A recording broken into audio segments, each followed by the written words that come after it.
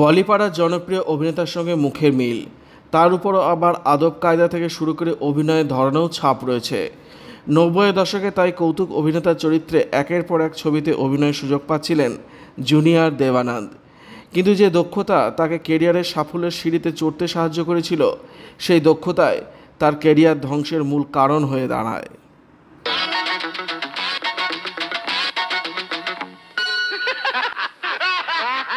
Mister Sundarlal, मैंने तुम्हें देखा, तुम्हारा बंगला देखा, तुम्हारी हैसियत देखी, अब देर किस बात की, लड़की दिखाओ। यहाँ लड़की पसंद आई, वहाँ शादी हुई और यहाँ हमारा प्लेन हनीमून के लिए उड़ा हो नो लुलू की तरफ।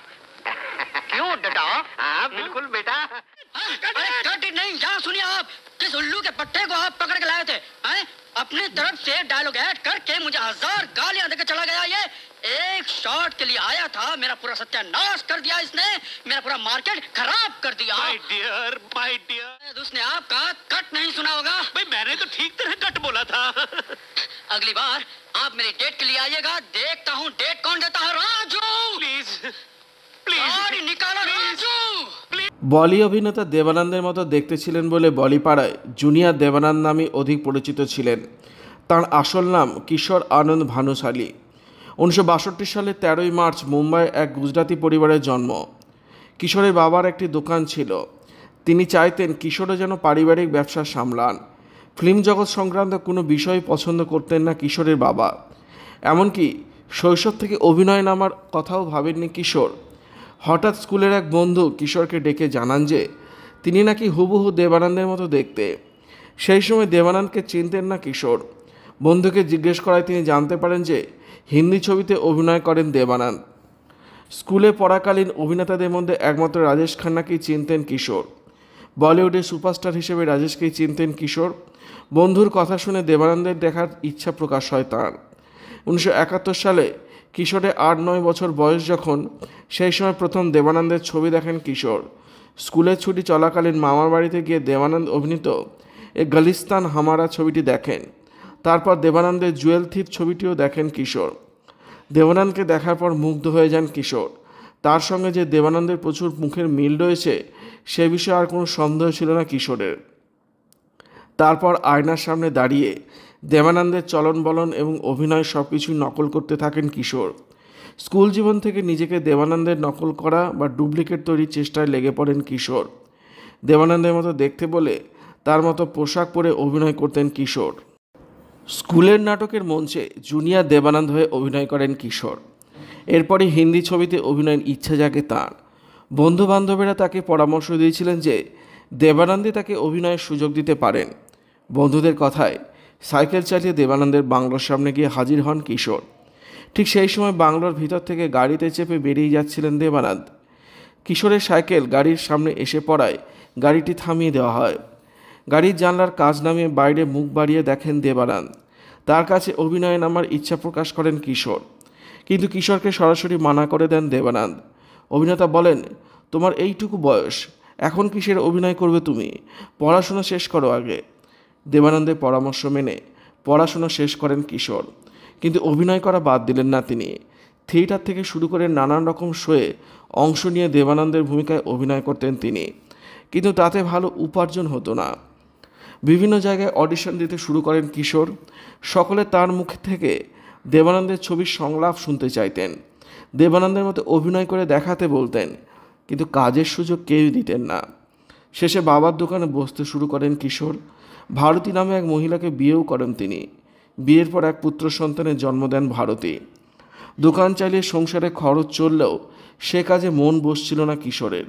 সেই সময় ভাগ্যের শিখে ছেড়ে তার দোকান থেকে বাড়ি ফিরে গিয়ে কিশোর হঠাৎ দেখেন তার বাড়িতে অভিনেতা মোহন চটি বসে রয়েছেন। মোহন তাকে একটি শোয়ে অভিনয়ের প্রস্তাব নিয়ে এসেছিলেন কিশোরের কাছে।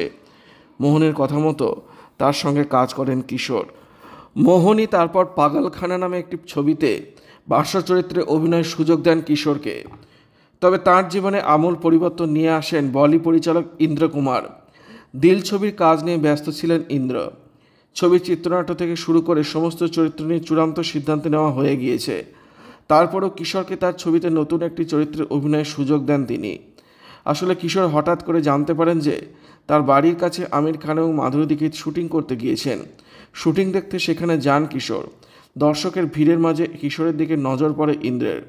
কিশোরকে ডেকে পাঠিয়ে তাকে দিল ছবিতে ছোটা চরিত্রে একটি অভিনয়ের প্রস্তাব দেন। পরিচালকের প্রস্তাবে রাজি হয়ে যান কিশোর।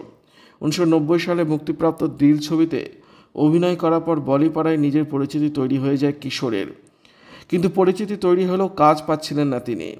নিজের পরিস্থিতির কথা ঘনিষ্ঠ বন্ধু এবং অভিনেতা রাজা মুরাদকে জানান তিনি।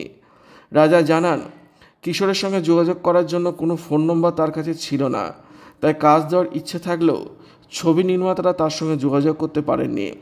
নিজের ফোন নম্বর সকলকে দেওয়া শুরু করলে একের পর এক ছবির প্রস্তাব আসতে শুরু করে কিশোরের কাছে। বলিপাড়ায় কানাঘুষো শোনা যায়। প্রতি বছর গড়ে 7 থেকে 8টি ছবিতে অভিনয় করতেন কিশোর। জনপ্রিয়তা বৃদ্ধি পেতে থাকায় দেবানন্দ দেখা করতে চান কিশোরের সঙ্গে। অভিনেতা তখন কিশোরকে বলেন, তোমার হাতে তো এত ছবি, কয়েকটা আমাকে দাও না। রামগড় কা শোলে, গোপী কিষাণ, বরসাত, খিলাড়িও কা খিলাড়ি, বারে মিয়া, ছোটে মিয়ার মতো ছবিতে অভিনয় করতে দেখা যায় কিশোরকে। কিন্তু এই জনপ্রিয়তা বেশি দিন স্থায়ী হয়নি কিশোরের। 2000 সালের পর থেকে কাজ পাওয়া বন্ধ হয়ে যায় তাঁর। দেবানন্দের ভূমিকা ছাড়া অন্য কোনো চরিত্রে অভিনয় করতে পারবেন না বলে তাকে কেউ সুযোগ দিতে চাইতো না। বিষয়টি টলি অভিনেতা মুকেশ খান্নাকে জানালে তাঁর শক্তিমান ধারাবাহিকে অভিনয়ের সুযোগ দেন কিশোরকে। কিন্তু তারপর থেকে কাজ পাওয়া বন্ধ হয়ে গিয়েছে সম্পূর্ণভাবে। কারণ এখন সিনেমাতে কমেডিয়ানদের আর দরকার পড়ে না, সিনেমার ধরন পাল্টে গিয়েছে। ফলে বেকার হয়ে পড়েছেন কিশোরের মতো অভিনেতারা। এখন 2-1টি রোড শোতে ডাক আসে মাঝে মাঝে, তবে বেকার কিশোরের দিন কাটে চেয়ে চিনতে। ভিডিওটি আপনার কেমন লাগলো কমেন্টের মাধ্যমে লিখে জানাবেন, আর অবশ্যই চ্যানেলটি সাবস্ক্রাইব করবেন। ধন্যবাদ।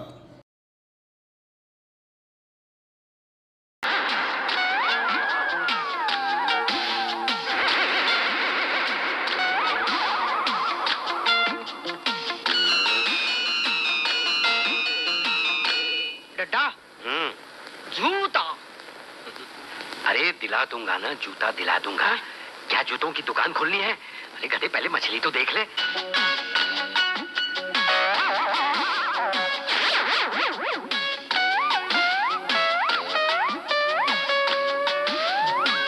डड्डा डंडा। अरे दिला दूंगा, मोटा डंडा दिला दूंगा। तू घड़ी घड़ी धंधा बदलने के पीछे क्यों पड़ा हुआ है? चल सफेद पानी पी और खेकड़ा बन जा। मैं अभी आया। ए गुप्ता, मैं तुम दोनों को ही ढूंढ रहा था। मेरे भतीजे की छुट्टियां काट रहे हो। जानते हो वो कौन है? हमको सब पता है, हमका ना बताओ। उस सिर्फ नामे को वकील है। अरे बाप रे साले, मैंने बोला था ना मेरा भतीजा है वो वकील हो ना हो, हम तो गुंडे हैं कि भूल गया? ए पांडे, तेरे को दूं क्या?